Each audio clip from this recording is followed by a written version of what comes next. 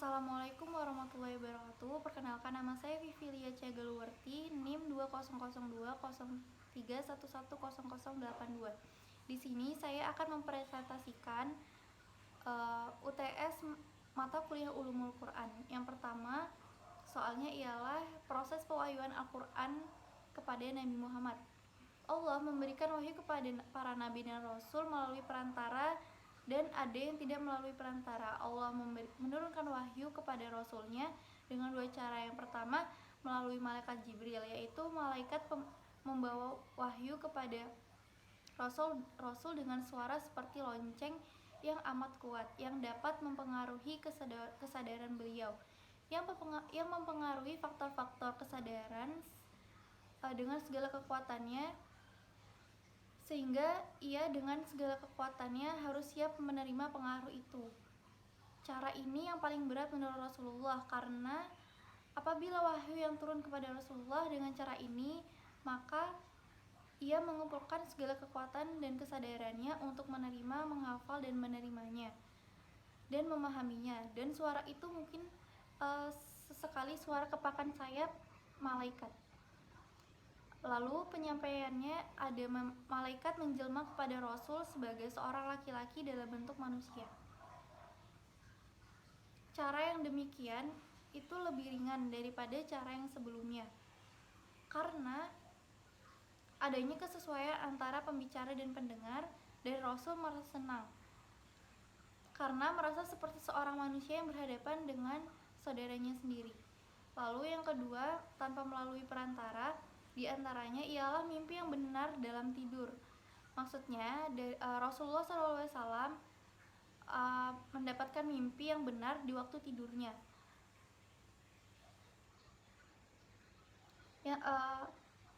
Aisyah radhiyallahu anhu berkata, sesungguhnya apa yang mula-mula terjadi bagi Rasulullah adalah mimpi yang benar di waktu tidur. Beliau tidaklah mimpi kecuali mimpi itu datang bagaikan datang pada pagi hari. Terdapat dalam surat Al-Baqarah ayat 93. Hal itu merupakan persiapan Rasulullah menerima wahyu dalam keadaan sadar atau tidak tidur.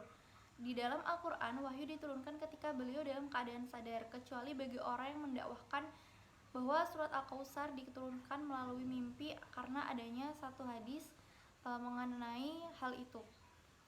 Pada intinya, wahyu Al-Quran itu turun kepada Nabi ada kalanya tanpa perantara seperti yang terjadi disebutkan tadi, dan ada juga yang tanpa perantara, dan ada juga yang melalui perantara malaikat Jibril.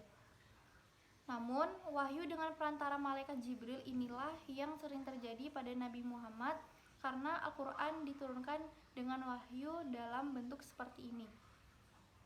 Yang kedua soalnya ialah perbedaan penulisan mushaf antara masa Abu Bakar dan masa Utsman, dan siapa pencetus harokat dalam Al-Quran. Yang pertama, faktor yang mendorong pengumpulan Al-Quran di masa Abu Bakar ialah karena beliau takut sebagian ayat-ayat Al-Qurannya itu akan hilang dan tidak dihimpun dalam satu mushaf. Sedangkan pada masa Utsman itu, faktor yang memicu Utsman itu untuk menyalin dan memperbanyak Al-Quran ialah disebabkan banyaknya perselisihan pendapat di antara kalangan umat Islam mengenai qiraat atau bacaan Al-Quran, dan mereka saling menyalahkan satu sama lain. Lalu perbedaan yang kedua, pada masa Abu Bakar, Al-Quran itu dihimpun tanpa memperhatikan tata tertib urutan ayat dan surah, sedangkan pada masa Utsman hal itu baru saja mau dimulai. Lalu yang ketiga, Abu Bakar memindahkan semua tulisan atau catatan yang semula bertebaran di kulit-kulit binatang, pelepah kurma, tulang-tulang hewan, kemudian dikumpulkan dalam satu mushaf dengan ayat dan surat-surat yang tersusun serta terbatas pada bacaan yang telah dimansukh dan mencakup ketujuh surat sebagaimana ketika Al-Quran itu diturunkan. Sedangkan pada masa Utsman mengumpulkan Al-Quran dengan menyederhanakan tulisan mushaf pada satu dialek, yaitu dialek Quraisy, dengan tujuan mulia, yaitu mempersatukan kaum muslimin dalam satu mushaf. Lalu siapakah pencetus harokat dalam Al-Quran, penjelasan tentang titik pada mushaf pertama kali terjadi pada masa tabi'in. Dan penjelasan tentang ulama yang membenci titik ini ada yang memberi keringanan, ada perbedaan riwayat yang kami miliki, ada perbedaan pendapat yang mereka miliki tentang siapa yang memulai pertama kali memberikan titik pada satu mushaf pada zaman tabi'in tersebut.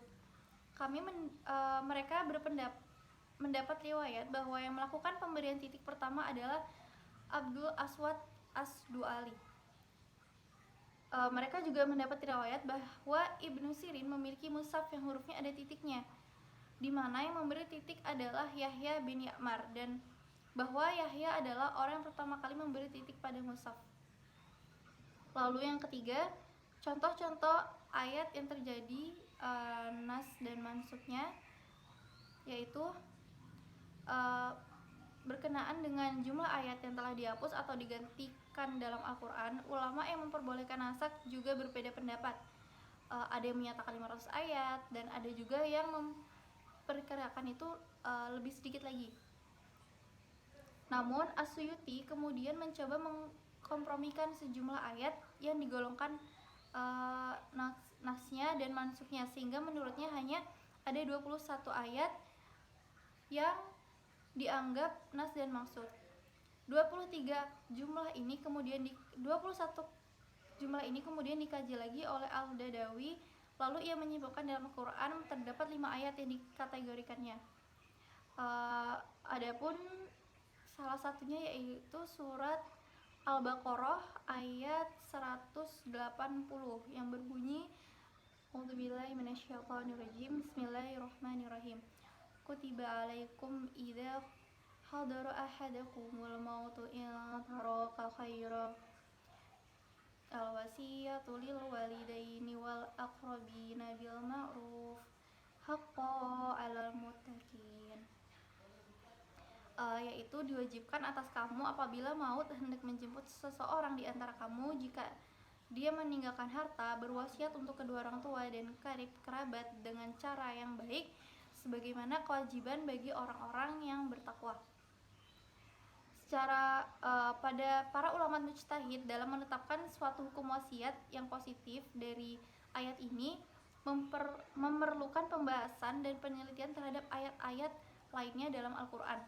Terdapat sehingga mereka bisa menghasilkan pendapat. Salah satunya, jumhur ulama ini memberikan pendapat bahwa ayat 180 telah dinasakkan atau dihapus hukumnya oleh ayat-ayat harta waris yang diturunkan dengan terperinci pada surat An-Nisa ayat 11 dan ayat 12 dengan alasan sesungguhnya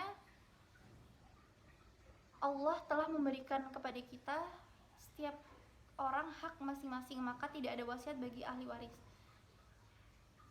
Lalu ayat ini juga menerangkan bahwa wasiat itu diberlakukan kalau harta yang akan ditinggalkan oleh yang berwasiat itu banyak. Para ulama yang memberikan pendapat tentang beberapa banyak jumlah harta yang mengharuskan adanya wasiat. Namun para pendapat ulama ini dapat diketahui dalam kitab fikih.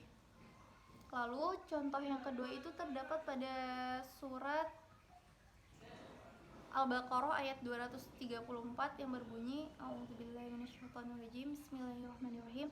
Walladzina yutawaffawna minkum wa yadharuna azwajan yatarabbasna bi anfusihinna arba'ata ashhurin wa ashra fa idza balagna ajalahunna fala junaha 'alaikum fima fa'alna fi anfusihinna bil ma'ruf wallahu bima ta'maluna khabir.